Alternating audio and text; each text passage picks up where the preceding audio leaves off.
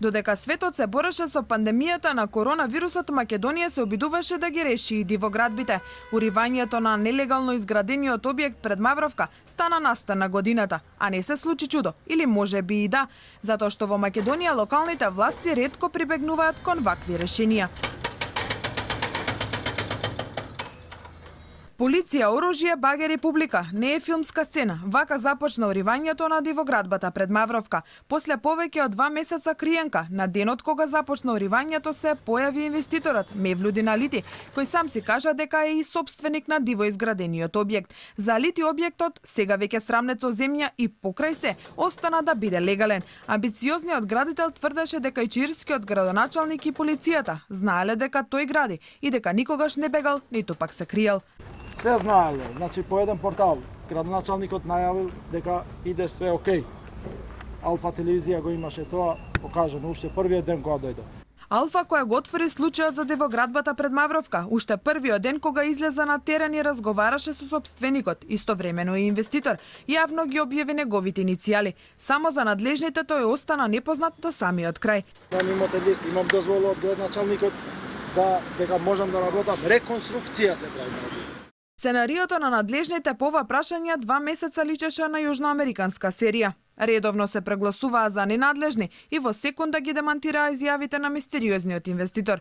Дека нешто дефинитивно не е во ред со градбата кај Мавровка, прв проговора скопскиот градоначалник Шилегов, кој откри дека за мистериозниот објект газда Алити не ги платил комуналиите. Од друга страна пак, општина Чаир во тој период го бараше собственикот преку весници, за тој самиот да урне дивоградбата, но не го пронајде. Потоа дури на 3 тендери општината бараше јунак кој ќе ја урне дивоградбата и нудеше дури 2 милиони денари, ама и тоа не успеа.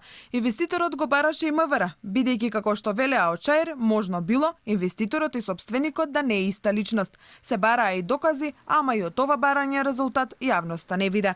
Надлежните 2 месеци се повикуваа да го решат проблемот, си ја префрлаа топката за на крај, како во филм со хепи енд, се вмеша владата и собра поени. Донесе решение за рушење на бесправно изградениот објект пред трговскиот центар Мавровка.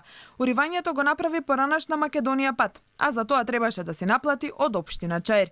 Но тука се запре. Како што се срамни со земја објектот кај Мавровка, така требаше да се решат уште неколку клучни нелегални објекти, за кои медиумите со месеци пишуваа, како на пример платформите на Матка. Тие молчешком се појавија и се продолжуваат да функционираат. Од друга страна пак, од скопските општини кои се огласија по прашањето на Алфа, поколку дивоградби имаат на своја територија, првото место го зазема Ѓорче Петров, дури 12.000, согласно с податоците до 2018 година. Киселаво да има околу 4500 до истиот период, а Центар заклучно со 2020 година има 100 објекти кои не поседуваат соодветна документација за нивна изградба. На територијата на општина Карпаш пак, согласно с добиените барања за легализација на бесправно изградени објекти, само во текот на 2011 година се пристигнати повеќе од 9000 барања. Голем дел од барањата, велат од општина Карпаш, се повторуваат и во други години. На територија на општина Шуто-Оризари има 3400 бесправно изградени објекти, за кои тече процедура за легализирање, информираат од општината. Општина Сопиште пак регистрирала само неколку диви градби. Освен во главниот град, 2020 година ја одбележаа и дивоградбите во Охрид. Се градеше и на големо и на диво, а имаше и само неуспешни обиди за рушење. Општина Охрид нема ниту стратегија, ниту јасно и прецизно изготвен план за справување со дивоградбите.